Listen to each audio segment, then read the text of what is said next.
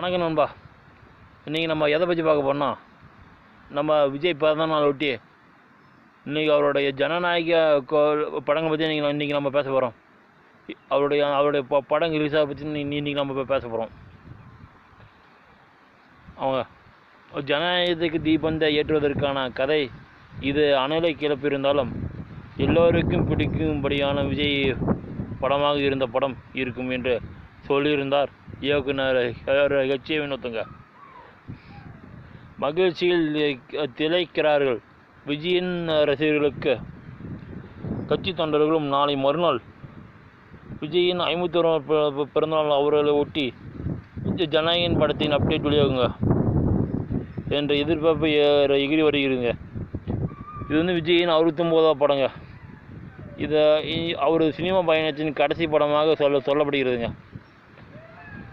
அவர் அஜித்தின் துணிவு படத்தை இயக்கிய HA வினோத் இயக்குனர் இப்படத்தின் விஜயின் வைஜி வரலட்சுமி, ரேவதி, நரேன் ஏகப்பட்ட நட்சத்திரங்கள் உள்ளன. இந்த படத்துடைய ஒளிப்பதிவு சத்யசூரியனுங்க. இந்த படத்துடைய இசை அனிருத்துங்க. இந்த படம் ஒரு ஆக்ஷன் படமாக அமைங்க. படத்தின் முன்னோட்டம் வீடியோ என்று ஒன்று வெளியாகுங்க என்று செய்திகள் பரவி வருகிறதுங்க. அதே சமயம் விஜய் பிறந்தநாளை முன்னிட்டு ஒன்று அசத்தலான அப்டேட் காத்திருக்குங்க. கொண்டாட்டம் இன்று இருந்து தொடங்குகிறதுங்க. அதே சமயம் நாளையும் ஒரு அப்டேட் வரும் என்கிறார்கள். இந்த கிளைமேக்ஸ் வீடியோவிற்கு அனிருத் இசையமைத்து கொடுத்து விட்டார் என்று சொல்கிறார்கள். விஜயின் பிறந்தநாளை முன்னிட்டு உணவு திட்டத்தை மத்திய சென்னையிலான வில்லிவாக்கத்தில் இருந்து தொடங்கி வைக்கின்றனர். இப்போது விஜய் வரும் ஆகஸ்ட் மாதத்தில் இருந்து தமிழகம் முழுவதும் பிரச்சார பயணம். ஜனநாயகின் முதல் அறிவிப்பு போஸ்டின் போது என்ற வரிகளுடன் போஸ்ட் வெளியாகிறதுங்க. ஜனநாயகத்திற்கு தீபந்தத்தை ஏற்றுவதற்கான கதை அது அனல் கிளப்பியிருந்தாலும் எல்லோருக்கும் பிடிக்கும்படியான விஜய் படமாக இந்த படம் இருக்குங்க என்று சொல்லியிருந்தார் இயக்குனர் வினோத்துங்க. சமீபத்தில் தன்னுடைய போஸ்டன் முழுவதையும் கொடுத்து விட்டார் விஜய்ங்க. இன்றைக்கி நம்ம எதை பற்றி பார்க்க போகிறோம்னா, நம்ம விஜய் நடித்த மதுரை படத்தை பற்றி நான் பார்க்க போகிறோம். அந்த படம் 2004 வெளிவந்துருக்குதுங்க. அந்த படத்தோட இயக்குனர் ரமணா மதேஷ், கதையை ரமணா மதேஷ், தயாரிப்பு ரமணா மதேஷுங்க. இசை வித்யாசாகருங்க. நடிப்பு விஜய், ரச்சிதா, சோனியா அகர்வால், அப்புறம் வடிவேலு, பசுபதி, சீதாங்க.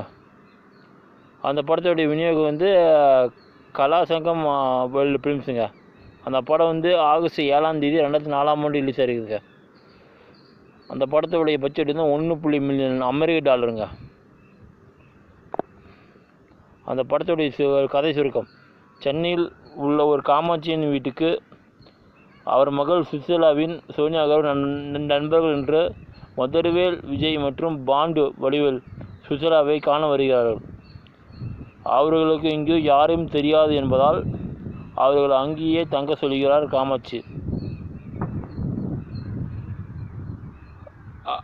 மதுரையும் பாண்டுவும் சந்தையில் காய்கறி கடை வைக்கிறார்கள். அனிதா அங்கு கல்லூரி திட்ட பணிக்காக செய்தி சேகரிக்க வருகிறார். அவர் மதுரையை காதலிக்கிறார். சுசிலாவின் 2 தங்கைகள் காமாட்சியுடன் வசித்து வருகிறார்கள். கடைசி தங்கைக்கு பேச்சு வராது. மதுரைவேல் அவர்களுக்கு மகனாக இருந்து உதவுகிறார். காமாட்சியின் 2வது மகள் ஒருவரை காதலிப்பதை அறிந்து அவரை சந்திக்க மதுரை செல்கிறார். ஆனால் அவர்தான் மதுரை தங்கை திருமணம் செய்ய முடியாது எனவும் தனக்கு இது போல் நிறைய பேருடன் தொடர்பு இருப்பதாக கூறுகிறார். அதற்கு பழி வாங்க அவர் சில போகிரிகளை காவல்துறையினையும் அனுப்புகிறார். மதர் அவர்களை அடித்து விரட்டுகிறார்.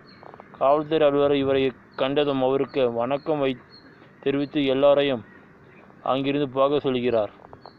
அப்போது காமாட்சியின் மதுரை தான் தன் மகள் சுசிலாவை கொன்றவர் என்று அறிந்து மதுரை வைத்திருந்த துப்பாக்கியை கொண்டு அவரை சுட்டு விடுவிக்கிறார்.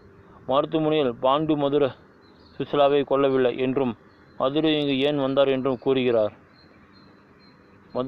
மதுரை மாவட்ட ஆட்சித்தலைவராக இருந்தவர். அவரிடம் செயலாளராக சுசிலா பணிபுரிந்தார். மதுரை தன் கட்டுப்பாட்டில் வைத்திருந்தவர். KDR கலப்பட பொருட்களை விற்று தான் நம்ம